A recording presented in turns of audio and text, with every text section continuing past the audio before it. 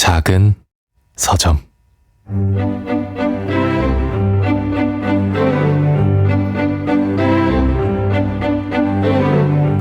안녕하세요. 작은 서점에서 장강명의 인생책 코너를 맡고 있는 소설가 장강명입니다.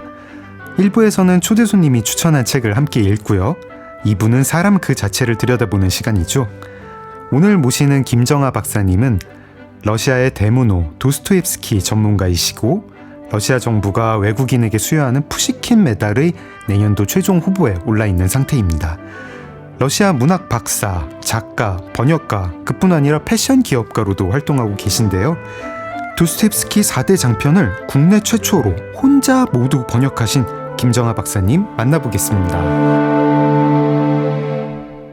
네, 박사님 안녕하세요. 안녕하십니까? 네, 저희가 이제 라디오나 팟캐스트, 오디오 클립으로도 이 프로그램이 방송이 되고요. 또 이렇게 촬영을 해서 유튜브로도 나가잖아요. 네. 지금 이제 보신 분들은, 일부를 보신 분들은 굉장히 놀라셨을 것 같아요. 박사님이 와, 에너지가 어마어마하다. 근데 저는 조금 전에 박사님이 6개 언어를 하신다는 거를 6개 언어를 하신다는 걸 알게 됐습니다. 그리고 저희 프로필에서 설명을 못 드렸는데 푸시킨 메달 내년도 최종 후보인 거는 이제 말씀을 드렸는데 또 러시아하고는 정반대에 있는 콜롬비아 명예영사 후보로도 지금 올라가 있는 상태시라고요. 네, 맞습니다. 몸이 몇 개신가요? 원래 좀 많이 부지런하신가요? 부지런한지는 모르겠고 가만히 잘 못 있습니다. 그래서 제가 일부러 요가, 명상 이런 거를 일부러 합니다. 아까 언어는 몇 개 하신다고 하셨죠? 일단 한국어 하시는 거고. 네.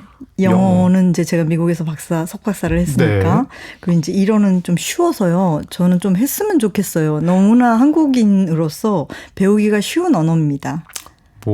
그나마 러시아어보다는 낫겠죠? 러시아어는 정말 어려워서 배우지 마십시오. 네. 러시아어는 정말 어려운 언어입니다. 제가 언어 중에 가장 어려운 언어인 것 같아요.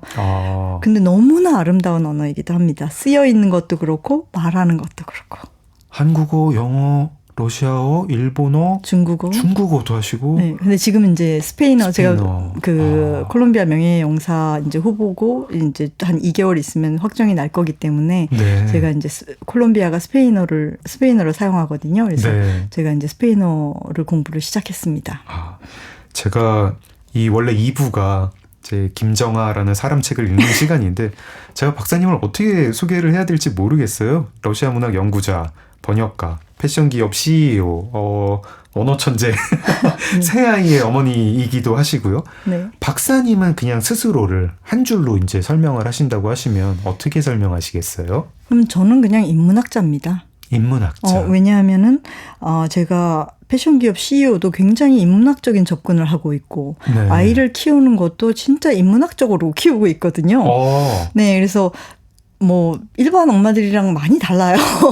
제가 인문학을 접목한 경영 이런 얘기는 좀 들어봤는데 인문학 육아법은 처음 들어봅니다. 네, 인문학자여서 제가 그렇게 된 것 같아요. 그러니까 그렇게 키운 것 같고 네. 저는 모든 것이 그러니까 번역자, 러시아 문학 연구자 이거야 당연히 인문학자인 거고. 네. 그래서 그리고 제가 언어를 많이 하고 이런 것도 실제로는 그 언어가 커뮤니케이션의 그런 그냥 이렇게 대화의 수단뿐만이 아니라 네. 한 나라, 그 나라의 국민성까지도 그 언어에 다 녹아 있는 거잖아요. 네. 그래서 제가 재밌어하고 좋아하고 그러는 것 같아요. 그래서 그것도 역시 굉장히 인문학적인 접근법이죠. 그래서 저는 그냥 뼛속 깊이 인문학자인 것 같아요. 저희가 이제 인문학 하지만 네. 막연히 인문학이 뭐냐라고 물어볼 때 좀 답할 말이 궁하기도 하고 그리고 마음 깊숙한 곳에서 그거 왜 필요해? 라고 이제 가끔 회의감이 들 때도 있는데 그 얘기도 이따가 한번 여쭤보겠습니다. 네. 일단은 모든 게스트께 여쭙는 공통 질문부터 드릴게요. 하루 일과가 어떻게 되십니까? 시간 배분을 좀 어떻게 하십니까? 그러니까 사람들이 제가 굉장히 부지런하다고 생각하는데 그렇지가 않은 게 이제 크게만 얘기한다면 네. 저는 한 5시 조금 안 되면 집에 돌아옵니다. 그래서 이제 퇴근을 하는 거죠. 네. 그래서 집에 돌아와서 약간 다른 사람들이 뭐 약간 술을 마시거나 친구를 만나거나 뭐 이럴 때 네. 저는 그냥 집에 조금 쉬고 8시 반 정도부터 잠을 자요. 네. 8시 반이요? 네, 8시 반이나 오. 9시 정도부터 잠을 네. 자서 그러니까 이제 남들이 좀 쉬거나 놀 때 저는 잠을 자는 거고 네. 저는 이제 한 1시 반이나 2시 그 정도면 일어나서 이제 그때부터 도 선생님이랑 이제 시간을 보내고 그렇게 사랑을 하고 이렇게 하는 거기 때문에 저에게는 그게 놀이거든요. 그러니까 다른 사람들이 놀 때 저는 자고 네. 다른 사람들이 잘 때 저는 노는 거예요. 네. 그 이제 놀이의 그 시간대가 다른 거고 놀이의 내용이 약간 다른 거라서 그게 그렇게 남들보다 많은 시간을 뭐 쓴다거나 그런 건 아닙니다.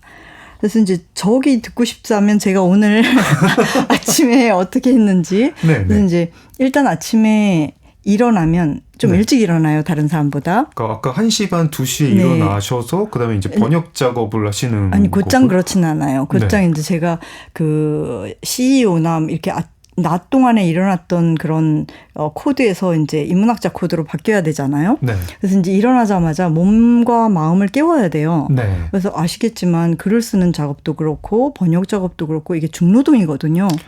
몸이 힘듭니다. 몸이 좀 고되죠. 특히 저같이 이제 저질 체력인 사람은 좀 이렇게 어깨도 좀 아프고. 네. 저도 상당히 저질 체력입니다.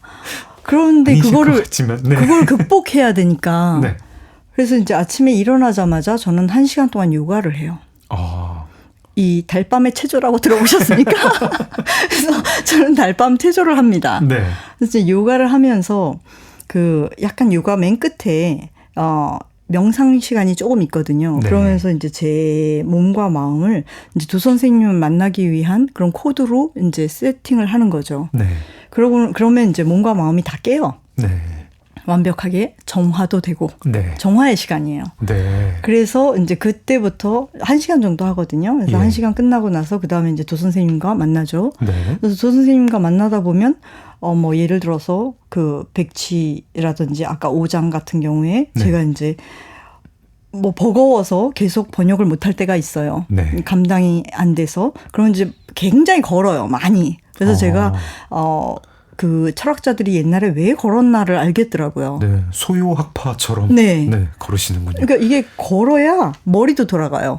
요즘 뇌과학자들이 근데 그런 얘기 하더라고요. 네. 걸어야 머리 돌아간다고. 마치 퇴역 같아요, 다리가. 네. 그래서 제가 이제 참고로 한 10,000보에서 15,000보를 걷습니다. 매일. 이거는 그냥 밖에 나가서 걸으시는 아니요. 집에서 백 번역하거나 안에서요? 뭐 하거나 이러면서 그 다람쥐처럼 계속 걷는데 그게 이제 10,000보가 넘는 네. 거예요, 늘. 그래서 그렇게 걷고 그다음에 이제 번역하고 그다음에 5시에서 6시 정도 사이에 아침 신문이 옵니다. 네. 그러면 이제 저는 신문을 2개를 읽어요. 네. 좀 나무들한테 미안하긴 한데 이게 이제 그래도 이 손맛이라는 게 있어서 저에게는 그게 하나의 리추얼이에요. 아침에. 종이 신문. 네, 종이 신문을 네. 읽는 게. 그래서 이제 그렇다고 뭐 많이 다 열심히 읽는 건 아니고 뭐 정치 이런 거 막 사람들 싸우고 이런 거 굉장히 싫어해서 그거는 이제 큰 것만 네. 큰 글씨만 읽고 딱 넘어가고 이제 제가 반드시 읽는 게 있어요. 문화면일까요? 아니요. 국제면? 오늘의 운세. 그게 저기 신문사 사이트에서도요. 그 저기 열동률 조사하면 제일 늘 1위, 2위 진짜요? 더라고요. 네. 근데 그럴 것 같아요. 네. 근데 제가 2개의 신문을 읽는데 네. 하나의 신문에서는 약간 항상 비관적으로 나와요. 그러니까 예를 들어서 오늘 뭐 이걸 조심해라. 너가 네. 뭘 잃어버릴 이런 게 있다. 그리고 다른 신문은 굉장히 좀 긍정적인 게 있어요. 그럼 네. 저는 항상 긍정적인 것만 믿어요. 네. 그래서 2개를 보고서 이제 그렇게 하고 그래서 그렇게 한 다음에 그다음에 이제 아침 간단히 먹고 그리고 이제 그 뭐 런치 제가 디너를 안 먹잖아요. 약속도 전혀 안 만들고 집에 4시 반에 오기 때문에 네네. 저는 이제 술도 한 방울도 먹어본 적이 없습니다. 지금까지. 그러세요. 그게 비결이시군요. 네. 그래서 술을 안 마셔요. 좀 드셔도 좀 이렇게 인생이 즐거워집니다. 뭐 저는 업적은 많이 충분히 즐겁기 때문에 저는 술과 담배가 그 약간 소마라고 아시죠? 네, 그 멋진 신세계에 멋진 지식에 보면 그 소마 네. 같다는 생각이 들기 때문에 진정한 지식인이라면 이 소마를 거부할 수 있어야 된다라고 생각을 합니다. 저 진정한 지식인이 되지 않고 그냥 그리고 또 하나 굉장히 형이 하학적인 이유는 이게 제가 애를 셋을 낳기 때문에 네. 뭐 이렇게 그렇게 하이 칼로리를 먹으면 금방 살이 찝니다. 그래서 제가 뭐 때문에 노력을 해서 그 맛없는 걸 먹어야 되나. 세상에 맛있는 거 많아 죽겠는데. 네, 그런 의미에서. 제가 한 50번째로 오늘 한번 끊어보겠습니다. 네. 1년에 한 번씩 시도를 해보는 것 같네요. 365일 끊으실 수도 있어요. 매일매일.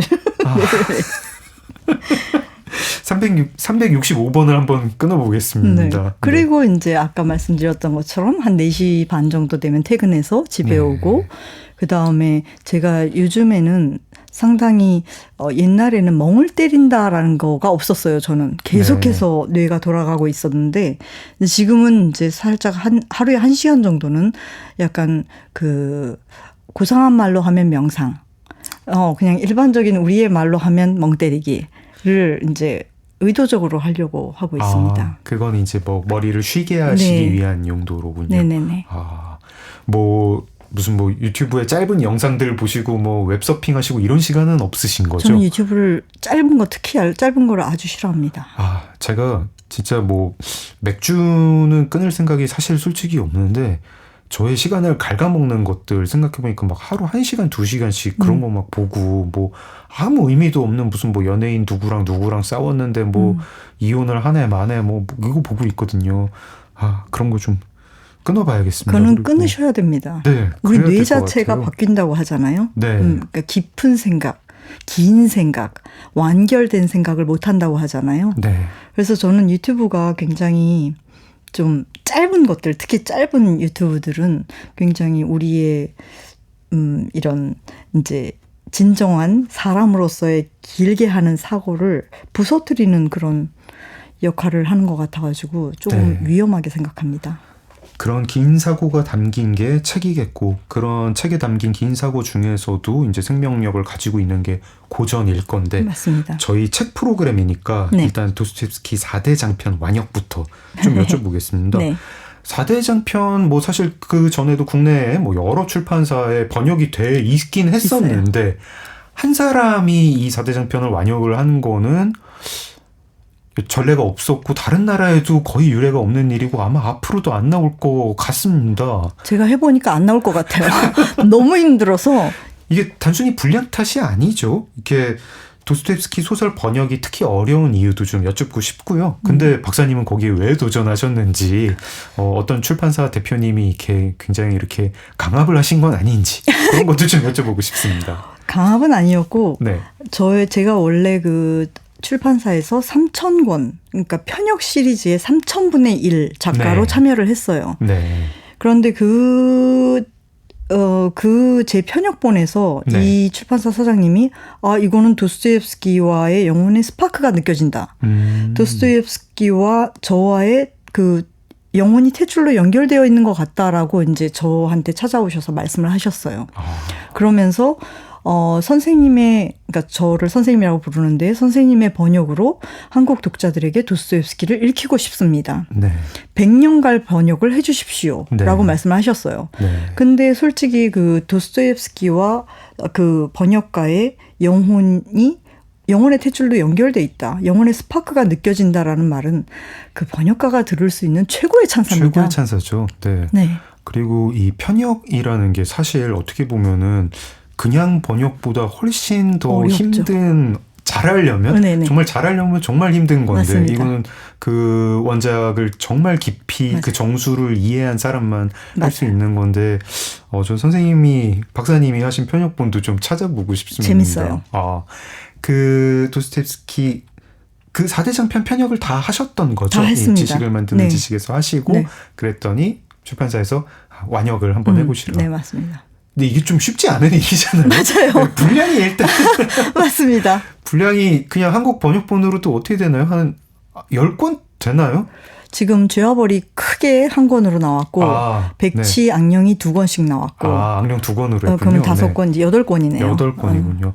다른 번역 다른 출판사에서 흔히 악령 이제 3권으로 번역한 것도 있고 죄와벌 상하로 번역하는 것도 있는데 정말 대하 소설을 맞습니다. 번역을 하신 셈인데 제가 인터뷰 이제 그 번역 마치고 기자회견 하실 때요. 맞아요. 굉장히 자부심이 담긴 말씀을 들었어요.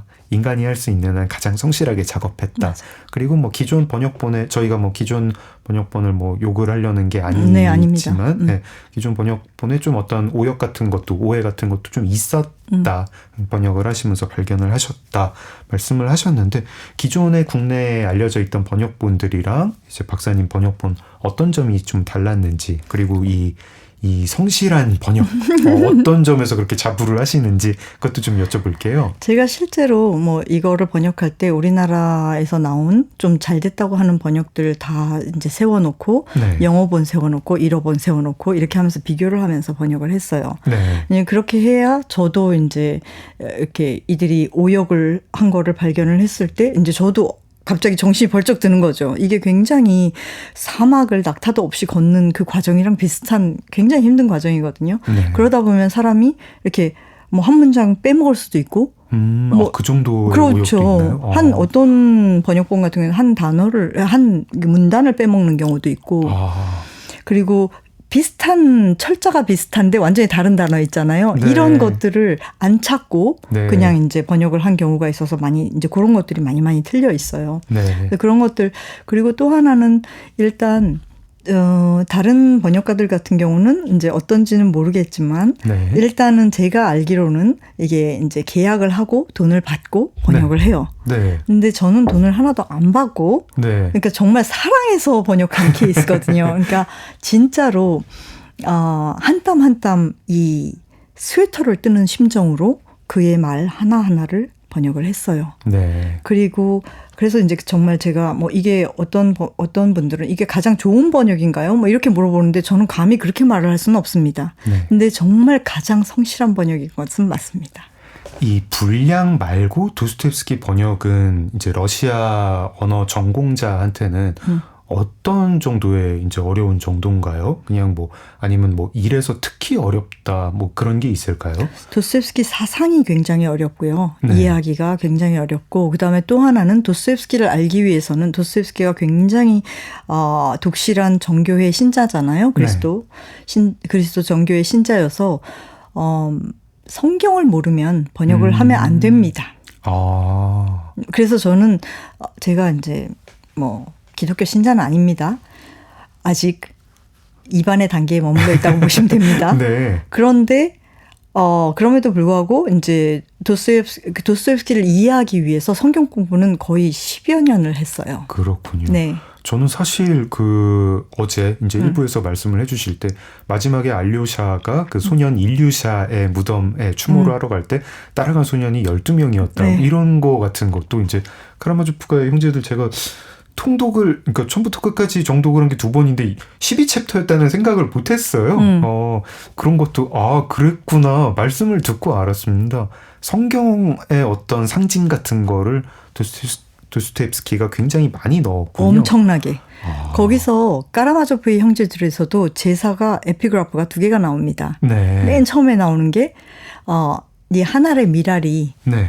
썩지 않고 그대로 있으면 한 알의 미랄 그대로 있을 것이고 네. 썩으면 굉장히 많은 이제 그 풍성한 그런 이제 미랄이 될 것이다라고 네. 이제 이게 수확할 것이다라는 네. 거잖아요. 그래서 그 12명의 사도가 하나하나의 미랄이 돼서 이제 밖으로 나가서 네. 그렇게 이렇게 전도를 하는 네. 세상을 좋게 만드는 이제 그런 것들을 그리려고 했던 거죠, 2부에서. 그렇군요. 작은 서점 장강명의 인생책 번역가이자 패션 기업의 CEO인 김정아 박사님과 함께하고 있습니다. 이 타이밍에 들으면 좋을 노래 한 곡만 추천해 주십시오. 저는 요즘 너무 이제 러우전도 그렇고 너무 전 세계가 지금 막 많이 싸우고 있잖아요. 네. 그래서 그 도 선생님의 메시지와는 지금 반대로 가고 있어서 네. 그거를 좀 어떻게 다시 도 선생님의 메시지를 전달할 수 있지 않을까 해서 We Are the World. 그 80년대 마이클 잭슨과 네. 그 팝스타들이 불렀던 네네네. 그 위아더 월드. 네네네. 정말 오랜만에 듣네요. 네, 도 선생님의 메시지랑 똑같아요.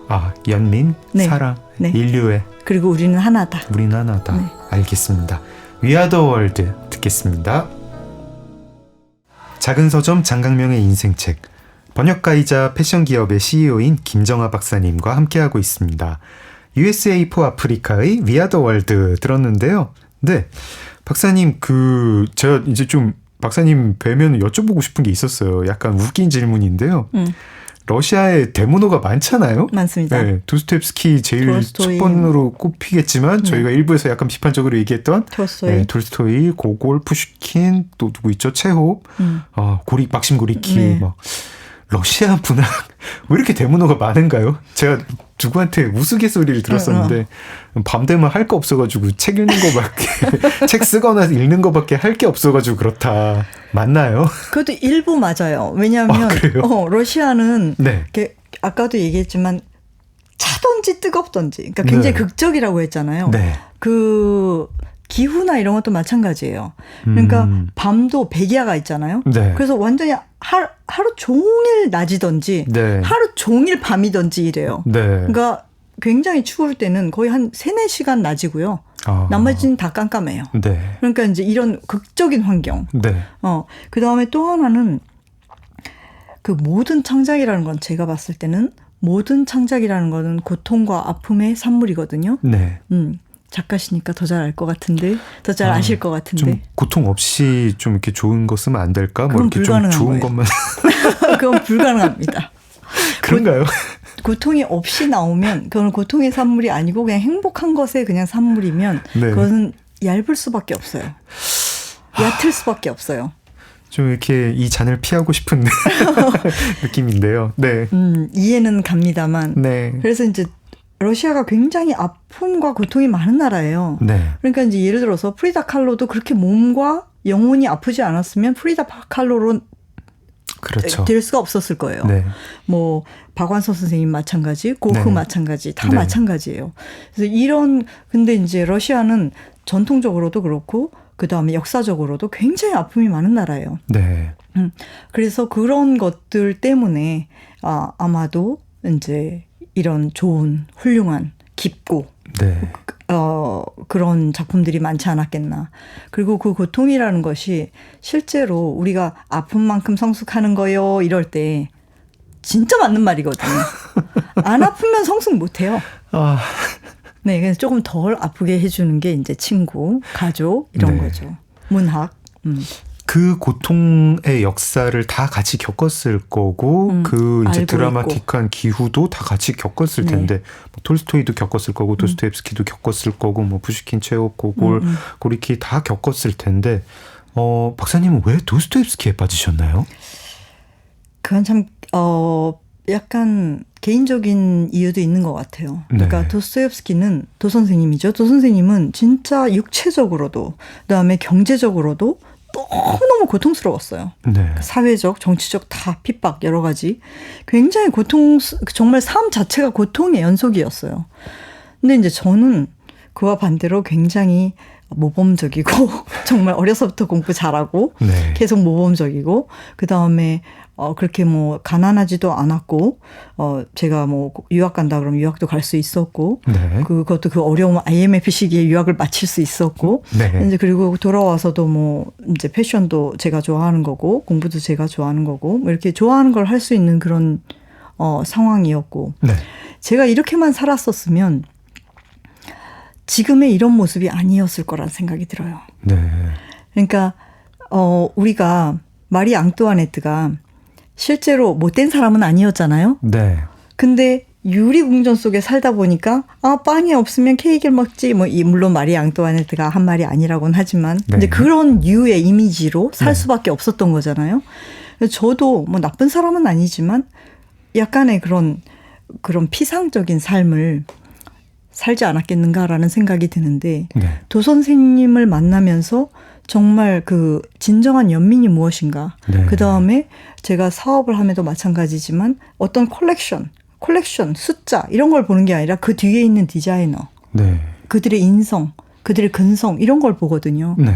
그러니까 저는 제가 지금 세계를 바라보는 방식, 사람들을 대하고 네. 그들의 아픔을 같이 할 수 있는 이런 방식이 저는 굉장히 뭐 마음에 들거든요. 나쁘지 않아요. 네. 근데 제가 이런 사람이 되는 것에 거의 구할은 도 선생님 덕택입니다.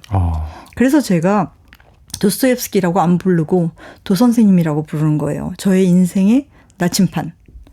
진짜 문학이 삶을 맞습니다. 이끌고 가르쳐주고 네. 그랬군요. 네. 근데 저 좀 궁금한 게 있습니다. 네. 그 도 선생님은 이 문학계 여러 문호 중에서도 여러 소설가 중에서도 생활 능력이 그렇게 없었던 걸로 굉장히 유명하신 분이잖아요. 맞습니다. 네. 그리고 사실 소설을 읽어도 제가 셰익스피어 평전을 읽다가 발견한 문장이었는데요. 네. 뭐 문장 내용은 정확치는 않지만 셰익스피어 피곡에는 관념에 빠져가지고 자기 목숨을 희생하는 사람이 아무도 없다. 네. 네, 다 발을 붙이고 사는 사람들이고 뭐 질투심, 뭐 욕망, 맞아요. 뭐 이런 것들 때문에 비극을 일으키거나 뭐 희극의 주인공이 되거나 이런 건데 도스토옙스키 소설을 읽다 보면은 좀 과하게 제가 이제 러시아를 가본 적이 없으니까 러시아 사람들 진짜 그러고 사는지 모르겠는데 다 과하게 좀 머리가 비대해요. 관념에 빠져가지고 막 맞습니다. 네, 키릴로프 읽을 땐 감동적인데 옆에 있는 사람이 그런 얘기하면 무서울 것 같거든요. 전 인류를 위한 자기의 사명 때문에 뭐 자살을 해야 극단적인 된다. 선택을 하겠다 이러면은 그 도스토옙스키는 그렇게 살았던 것 같은데 그러다 보니까 생활도 그렇게 못하지 않았을까? 이게 보통 사람이 이렇게 관념에 묻혀가지고 살면 좀 생활이 무너지지 않나 싶은 그런 마음도 좀 들고요. 그 다음에 박사님은 일단은 이 기업 경영이라는 거는 관념으로 할 수가 없는 일이잖아요. 네. 육아도 관념으로 할 수가 없는 일이고 네. 가정을 꾸리는 거, 기업을 꾸리는 거 다 어떤 관념이 아니라 진짜 현실에서 손을 더럽히면서 발을 움직이면서 해야 되는 일인데 박사님은 생활을 그 관념이 아닌 현실을 굉장히 잘 처리하시는 것 같은데 이런 건 좀 도스토옙스키랑 많이 다른 거 아닌가요? 박사님은 이제 관념과 현실의 배분을 좀 균형을 잘 잡으시나요? 저도 굉장히 관념적인 사람이라고들 해요. 아, 그래요? 네. 그래서 그 CEO, 그러니까 회사 CEO다 이러면 막 숫자도 보고 네. 뭐 칼같이 자를 수도 있고 이래야 되는데 네. 저는 실제로 그렇게 못하고 있고 그렇게 안 하고 싶고 그러니까 정말 인문학자적으로 경영도 하고 있고요. 네. 그런데도 안 망하고 있는 게 참 대단한 건데 감사하죠. 도와주시는 분들도 많고. 그리고 아이들 같은 경우에도 저는 그 다른 학부모들이랑 거의 얘기를 안 해요. 네. 그러니까 없어요. 학부모를 아는 분도 없고. 그리고 실제로 저희 아이들이 뭐 공부를 잘해서 남들 공부 잘한다는 그런 학교를 들어갈 때도 저는 실제로 반대를 했고. 네. 그러니까 공부보다 더 중요한 게 있다고 항상 얘기를 해요. 네. 그래서 이제 저희 막내 같은 경우는 저한테 이렇게 물어봐요. 엄마, 내가 나중에 풀빵 장사가 돼도 엄마는 나를 자랑스럽게 생각할 거야? 요즘 풀빵은 좀 안 파는 것 같아요. 근데 이제 그렇게 네. 얘기를 해요. 네.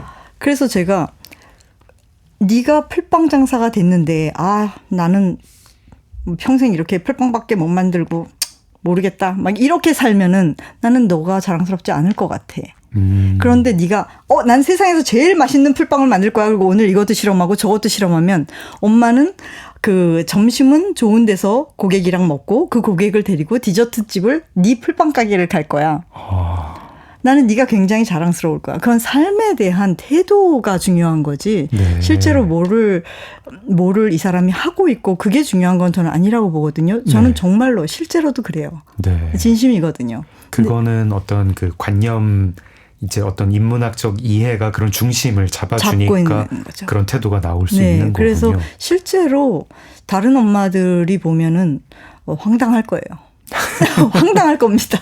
네. 현실적으로 처리해야 되는 일들은 근데 관념 세계 밖에서 일어나지 않습니까? 그런 것들은 이렇게 좀 어떻게 그냥 쳐내시는 실제적으로 요령이... 실제적으로 그런 것들은 쳐내지만 기본적으로 굉장히 중요한 뼈대가 되는 그런 결정이라든지 네. 이런 것들은 저는 굉장히 인문학적으로 하는 편입니다.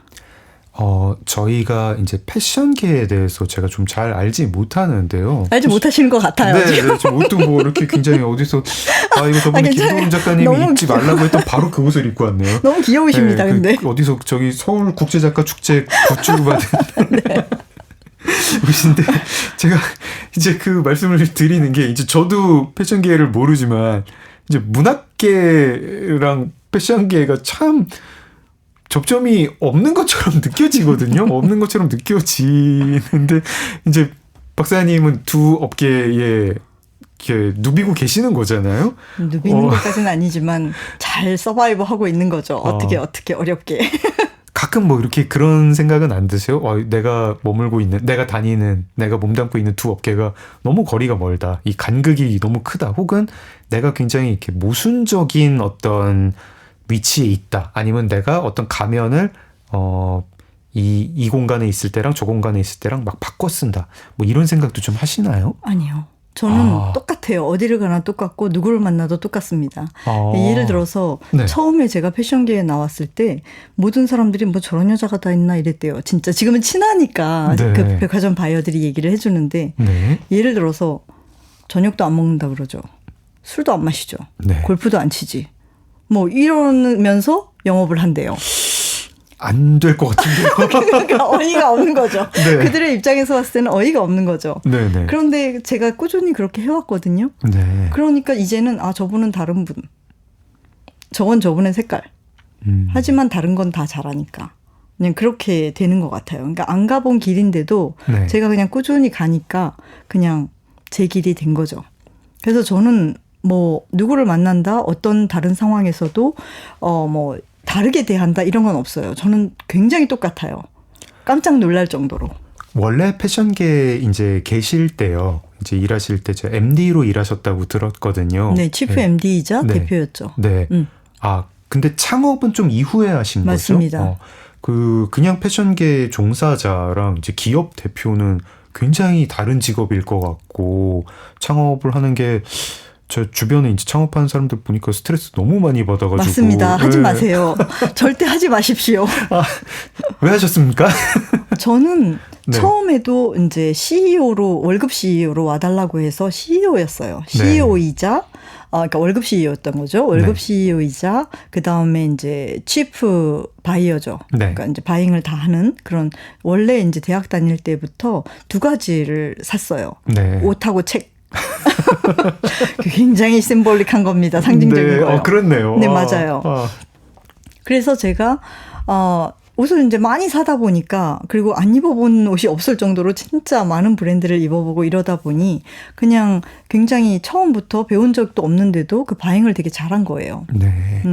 그래서 이제 도와달라 그래서 처음에는 그 CEO로 갔다가 그 다음에는 그쪽에서 자기네는 이제 패션 회사를 안 하고 싶다고 하는데 이 브랜드들은 그쪽에 이제 남아있고 싶어 하지 않고 다른 쪽으로도 가고 싶지 않고 저 아니면 안 된다고 하는 브랜드들이 많아가지고 디자이너들이 네. 그래서 이제 제가 어쩔 수 없이 그들을 위해서 창업을 하게 된 거예요. 그 창업을 하시기 전에도 이제 MD로 치프 MD로 네. 있으실 때도 책을 여러 권 쓰셨고 맞습니다. 그 시리즈를 쓰셨고 이후에도 이제 그게 패션계 일하는 분들 중에 이제 그 굉장히 도움이 됐다 이렇게 말씀하시는 분들이 많으시더라고요. 거의 바이블이죠. MD들의 바이블. 이게 이제 근데 그게 사실은 어떤 업계에서 좀 암묵지이고 맞아요. 그 약간 뭐랄까 비법인 거잖아요. 맞아요. 이렇게 며느리한테도 가르쳐주면 안 되는 비법인데 이렇게 책으로 써가지고 공개를 하면은 비법이 아니게 되는 거지 않습니까? 책 내신 이유도 좀 듣고 싶습니다. 그래도 제가 뼛속 깊이 인문학자여서 그런 거예요. 우리가 인문학자들이 보통은 이제 박사까지 받는데 10년이 걸리잖아요. 네. 근데 그 논문 쓰는데 5, 6년이 걸리는데 그 논문을 5, 6년 걸려서 쓴 다음에 책으로 엑기스만 뽑아가지고 내는 거예요. 네. 그래서 다 같이 쉐어를 하는 거죠. 그 지식을 공유하는 거죠. 네. 그게 인문학자가 하는 역할이거든요. 근데 이 패션계는 나와보니까 전화번호 하나를 쉐어를 안 해요. 네. 그리고 또 하나는 더 기가 찬 거는 내가 여기서 여기까지 오는데 3년이 걸리고 3억이 들었으면 너도 여기서 여기까지 오는데 3년이 걸리고 3억이 들어야지. 이런 심보인 거예요. 그거 저기 되게 인간적 심보고 저도 좀 그래. 오, 그거 안 돼요. 저는 그거 그렇습니까? 도저히 있을 수가 없는 일이에요. 그래서 이건 말도 안 된다. 그래서 이제 제가 책을 원래 1, 2, 3권을 쓸 생각이 아니라 그냥 패션 MD 1 해가지고 이제 쓸 생각이었어요. MD들. 네. 그랬더니 그게 이제 전 세계에 비교 도서가 없다는 거예요. 네. 그리고 이제 제가 듣보잡인 사람이었는데 저를 모든 사람들이 이제 패션계에 있는 사람들은 다 읽어야 될 필독서처럼 이제 된 거예요. 네. 그래서 베스트셀러가 됐어요. 네네. 그러면서 이제 강의를 나갔더니 그러면 이제 이 MD가 이런 거를 하는 건지 알았어. 그러면 2부에서는 그러니까 그러면 이제 어떤 옷을 사야 돼? 그래서 네. 이제 2부에서 제가 그걸 얘기를 했고, 그럼 어디 가서 사야 돼? 이제 네. 그게 3부가 된 거예요. 그래서 완결을 한 거죠. 이 어떤 인문학이라는 게 좀 뭘까요? 그러니까 저희가 인문학 하는데 뭐 그냥 뭐 사전으로 따지면 뭐 철학, 뭐 문학, 뭐 역사, 뭐 이런데 지금 이제 박사님께서 어떤 뼛속까지 인문학자다라고 말씀을 하실 때에는 어떤 소양, 태도, 또 어떤 뭐 성실함이랄까요? 성의랄까요? 그리고 어떤 형이상학적인 어떤 가치에 대한 추구, 뭐 이제 여러 가지로 제가 받아들이게 되는데 인문학이란 뭔가요? 저는 딱 하나예요. 네. 사람을 사람으로 보는 거예요. 어. 그게 인문학이에요. 경영학은 사람을 사람으로 보지 않습니까? 경영학은 사람을 돈으로 보죠. 어. 경영학은 저는 경영에 대해서 잘 몰라서 잘 모릅니다. 근데 네. 제가 이제 저는 경영학 책 같은 거 잘 안 읽거든요. 네. 그러니까 이제 경영이라는 거는 숫자가 나와야 되는 거고 네. 뭔가 이윤이 남아야 되는 건데 저는 꼭 그렇지 않습니다. 네. 그래서 이제 제가 그 콜롬비아랑 연결된 이야기도 네. 제가 인문학자이기 때문에 거기랑 연결이 된 거거든요. 네. 그래서 이제 그 이야기는 나중에 다음 어떤 이제 4대장편 말고 다른 도스토옙스키 도선생님 책을 번역을 하셨을 때 또 모셔가지고 네. 콜롬비아 그때는 이제 영사이실 때 네, 모셔가지고 얘기를 들어보겠습니다. 인문학적인 소양, 인문학적인 지식은 그러면은 이 경영할 때 굉장히 실제적인 좀 도움이 되나요? 이 약간 뭐 요즘 세태가 무슨 뭐 CEO 상대로 뭐 인문학 강의하는 뭐 그런 프로그램들이 있잖아요. 그럼 그걸 볼 때 제가 약간 저게 무슨 사치제 같다는 느낌이 들거든요. CEO를 위한 뭐 어디 다 같이 크루즈를 타고 뭐 이집트를 가가지고 뭐 뭐를 보고 온다든가 뭐 어디 뭐 기행을 간다든가 뭐 내지는 뭐 되게 비싼 와인을 마시면서 뭐 좋은 얘기를 듣고 뭐 자기들 명함을 나누고 할 때 그냥 인문학이 그냥 약간 액세서리가 된 것 같다 막 이런 느낌도 들고 하는데 저는 꼭 그렇게 보지 않고 네. 사람이 나이가 들면 들수록 점점 더 인문학에 대한 그런 열망, 갈망 같은 게 있다고 봅니다. 네. 그러니까 저는 이번에 이거를 번역하고 이제 4대 장편 완결을 하면서 이번에 기자 간담회를 했잖아요. 네. 거기에 온 기자들이 20대, 30대 기자도 많아요. 문학 담당 기자여가지고. 그렇죠. 네네. 근데 그들이 굉장히 감명을 받고 갔어요. 그러면서 도스토옙스키를 읽어봐야 되겠다. 네. 라고 얘기를 하는 거죠. 그리고 굉장히 많이 써줬고 잘 써줬어요. 네, 네. 저는 그걸 보고 굉장히 제가 놀랐어요. 깜짝 놀랐어요. 이렇게 빨리 변하는 세상? 정말 AI가 매일매일 발전해서 깜짝깜짝 놀라잖아요. 네.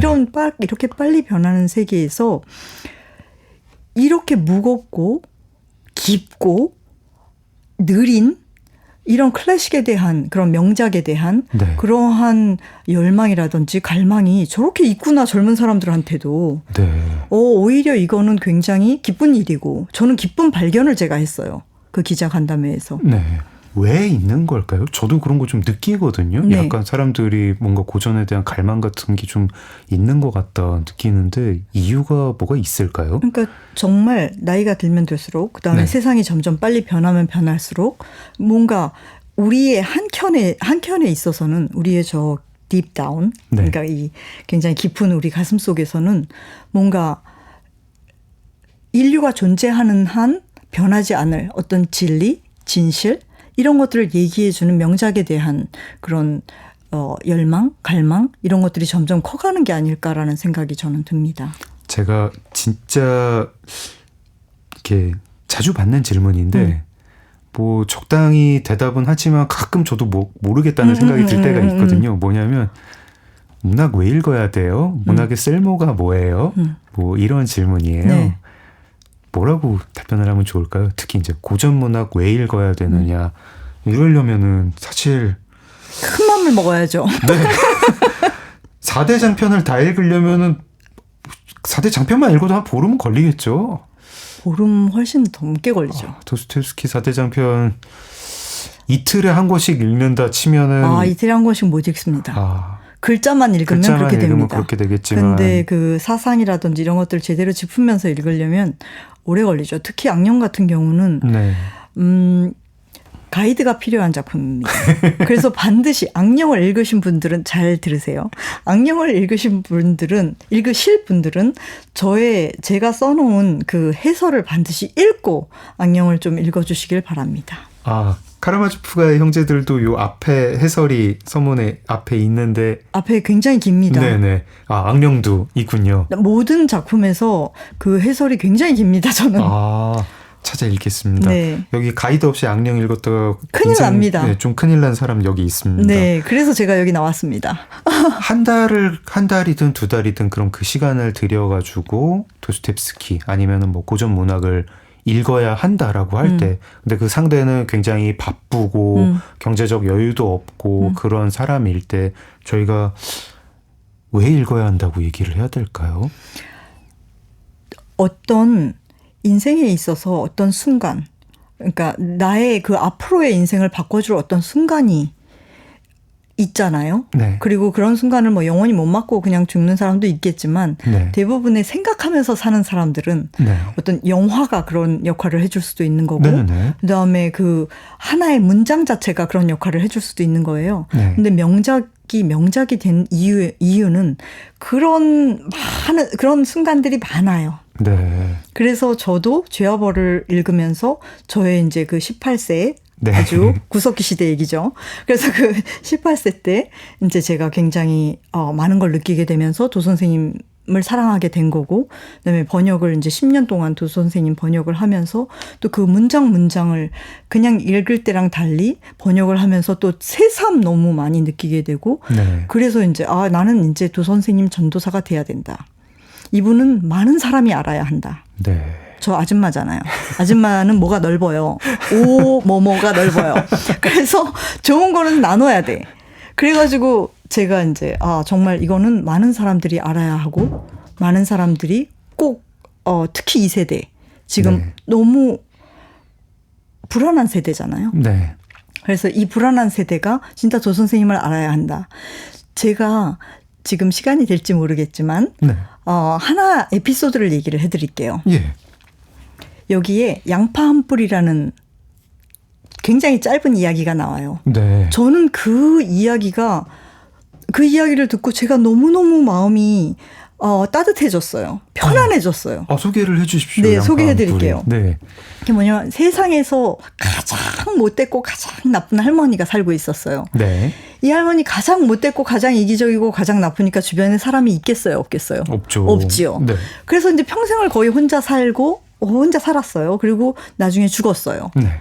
그래서 이제 당연히 어디를 가겠어요? 지옥을 갈까요? 천국을 갈까요? 지옥을 가겠죠. 그렇죠. 그래서 네. 지옥불에서 막 타고 있는데 이 할머니를 본 이 할머니의 수호천사가 있을 거 아니에요. 네. 수호천사가 너무 가슴이 아픈 거야.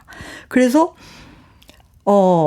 이 할머니에게 한 번의 기회를 더 달라. 네. 이 할머니를 천국으로 데려오고 싶다라고 네. 한 거예요. 그러니까 그러면 이 할머니가 평생을 살면서 단 한 개라도 착한 짓을 한 게 있는지 살펴봐. 네. 그래서 할머니가 곰곰이 생각을 해봤는데 아무리 생각해도 별로 없는 것 같아요.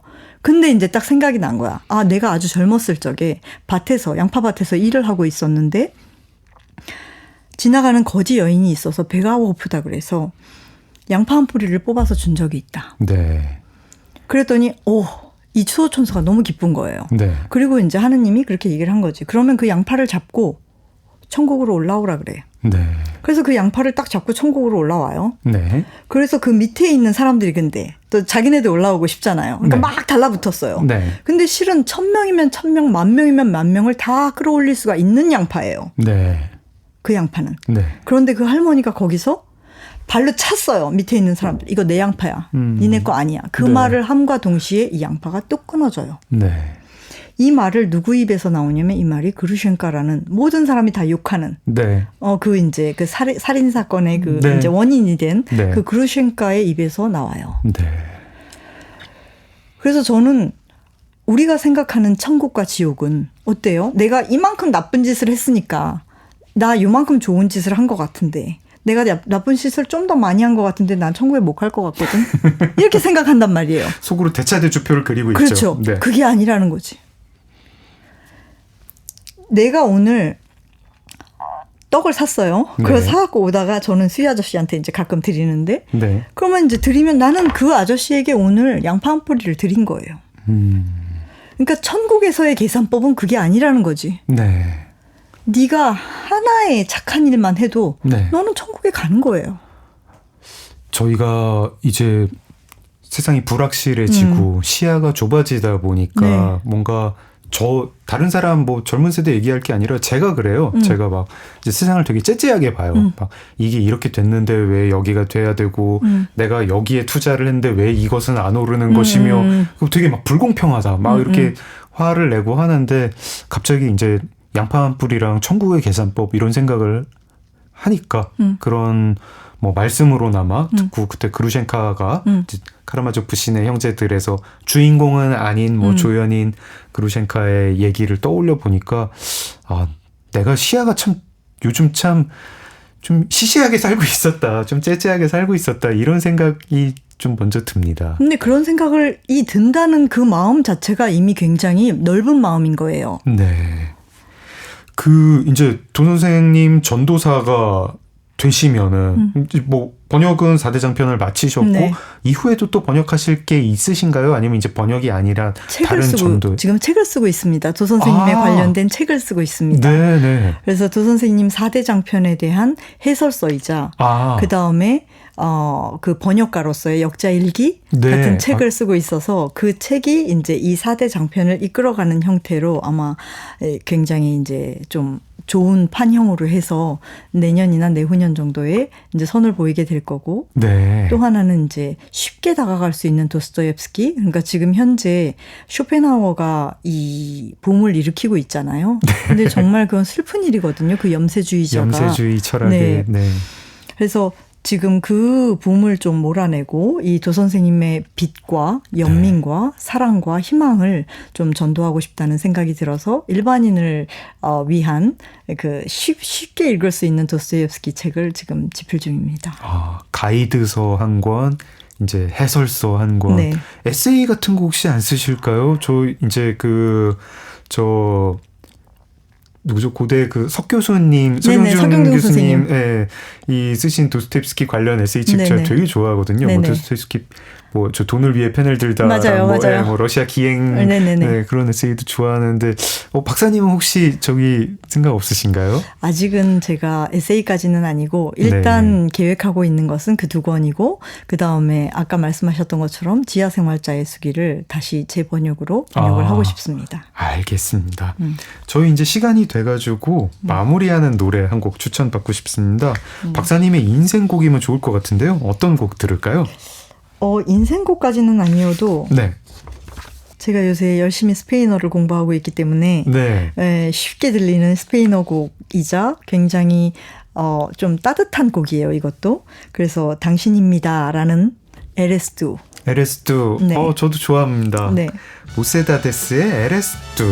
네, 에레스두 들으면서 방송 마무리하겠습니다. 작은 서점 장강명의 인생책. 많은 분들에게 인상적인 시간이었을 것 같습니다. 특히 문학이나 패션업에 종사하시는 분들에게 자극과 영감을 많이 주시지 않았을까. 네, 번역가이자 패션기업 CEO 김정아 박사님과 함께했습니다. 박사님 시간 내주셔서 감사합니다. 불러주셔서 감사합니다. 네. 작가님 보내드리면서 작은 서점 장강명의 인생책도 문 닫겠습니다. 모세다데스의 에레스두 들을게요. 소설가 장강명이었습니다.